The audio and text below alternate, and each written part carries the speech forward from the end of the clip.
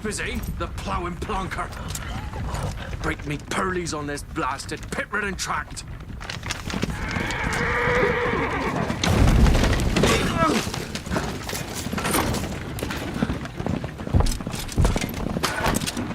With fear not dry road.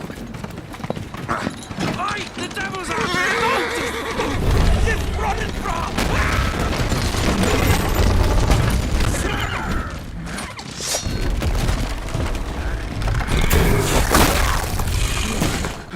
Look out there, shield us.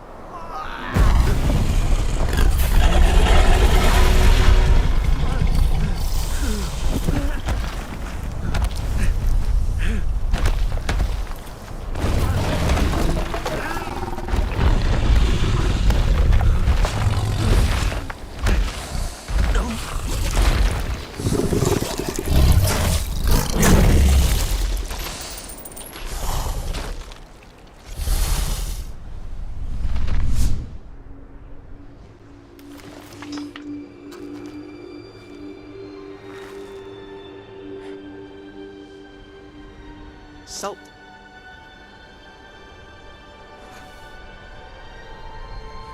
Almost had me fooled, Fruin.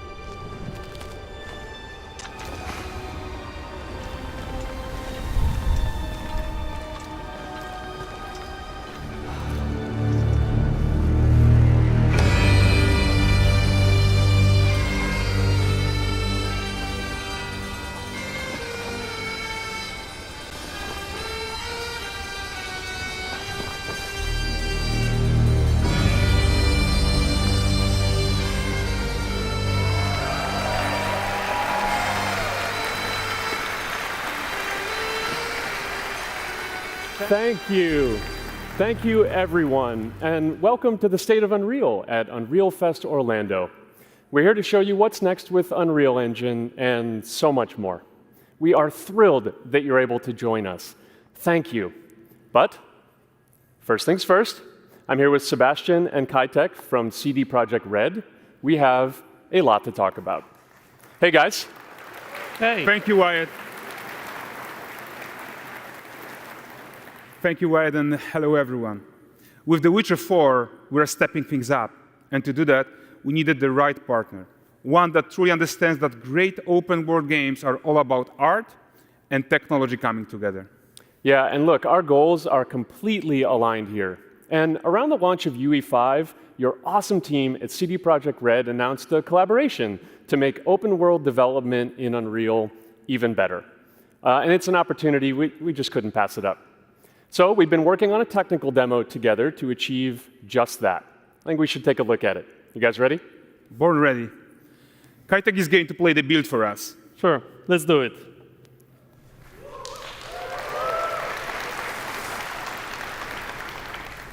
This is a technological showcase set in the world of The Witcher 4.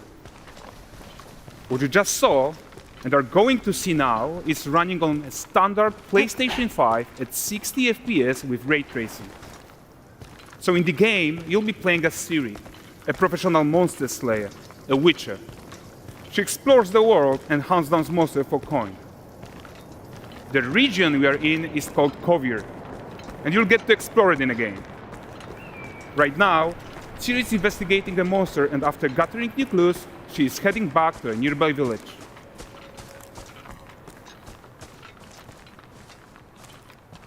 All right, everyone, meet Kelpie.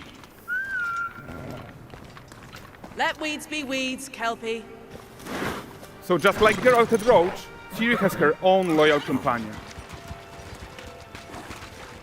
We return to town. These two characters need to feel like one. Since you're gonna explore the world on horseback, riding needs to feel seamless, natural, and just fun. Yeah, and to support that, we're introducing multi-character motion matching in Unreal. So Ciri and Kelpie, they're perfectly synchronized when mounting from any angle and speed. And we also support root motion movement on Kelpie, so controlling her feels realistic and grounded. And there are also some really nice improvements to our Unreal Chaos Flesh Solver and these machine-learned deformations. So you've got realistic muscles moving and stretching under Kelpie's skin without compromising the performance there.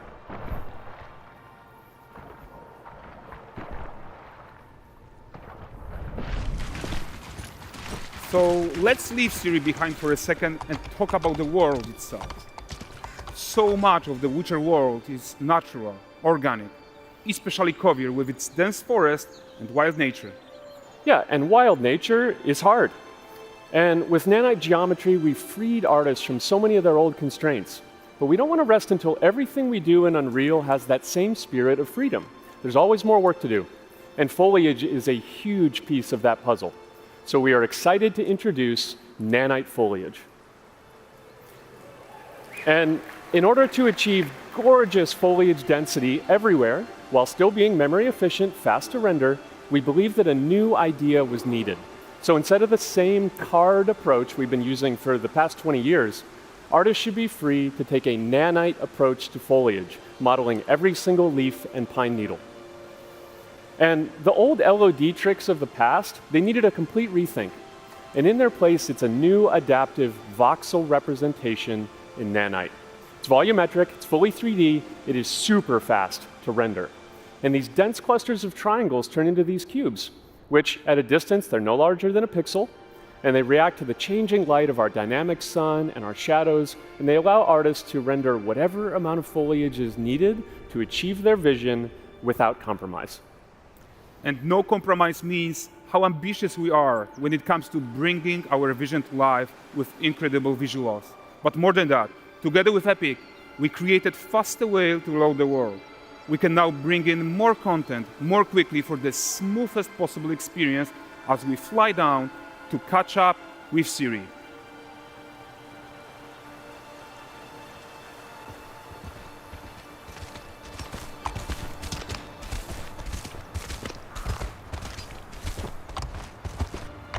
Welcome to Valdrest. So Valdrest is a port town, a hub for fishing, trade and mining. It's one of those places where you can meet shady characters or overhear gossip from other lands. It's also where Ciri took on her current contract. High-tech, let's leave Kelpie here and explore the marketplace and food. I'm so excited we can finally show you some of this stuff. Let's see what Valdrest has to offer. Not her again. Not even at the Land Exeter Fair! Now, 9 gazes while I present him with a fish. For the furry rascal will often wink, and a bear's weight grants good fortune.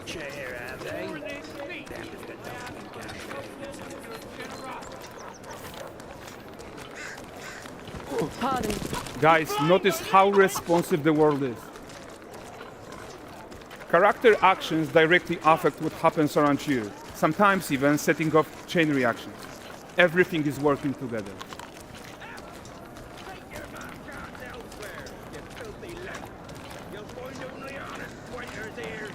Oh, look at this poor gentleman being taught how to fly by an angry innkeeper. That's what happens when you cheat at Gwent. Last of it, is it? Ready to aim. Jingling the purse.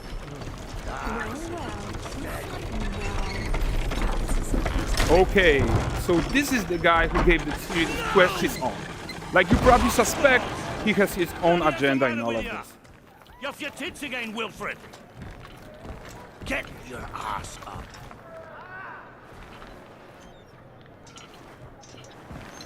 A typical day's toil. Who in?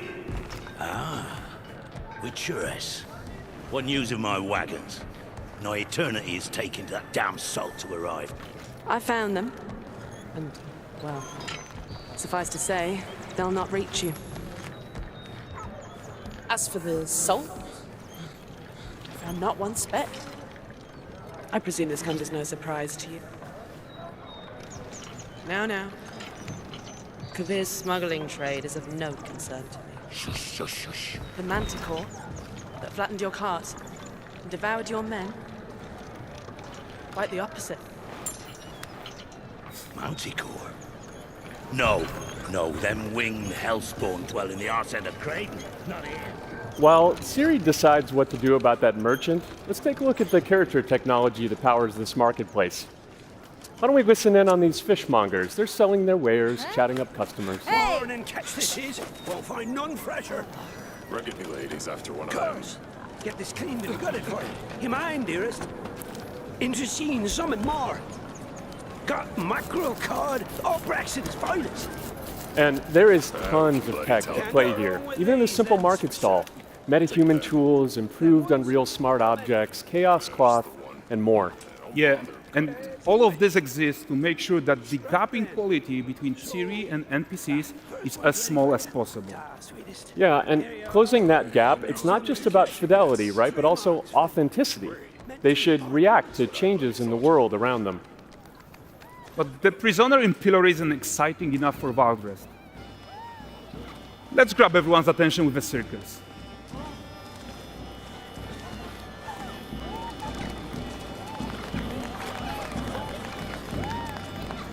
But the great performance deserves a huge crowd though.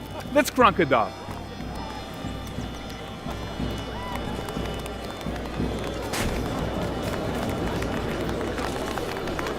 So you are seeing tons of optimizations here to many of Unreal's systems, including an entirely new Unreal animation framework, allowing us to fit easily in our 60 FPS budget, not just in rendering, but also with room to spare on the game thread. Over 300 animated skeletal mesh agents all going about their business.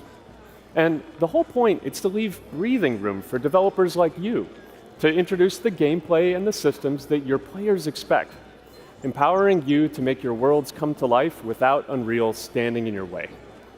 You are right, and that's the open world RPG that we're making. But before we wrap up, how about one final check-in with Siri?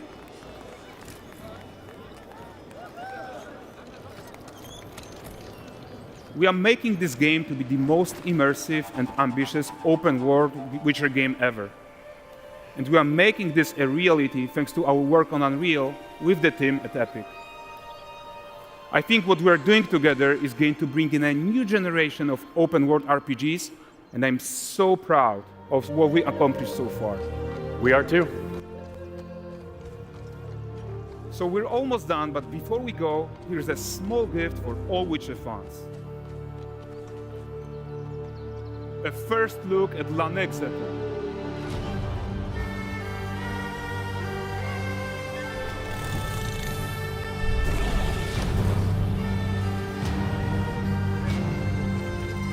Onward, Kelby. We've worked.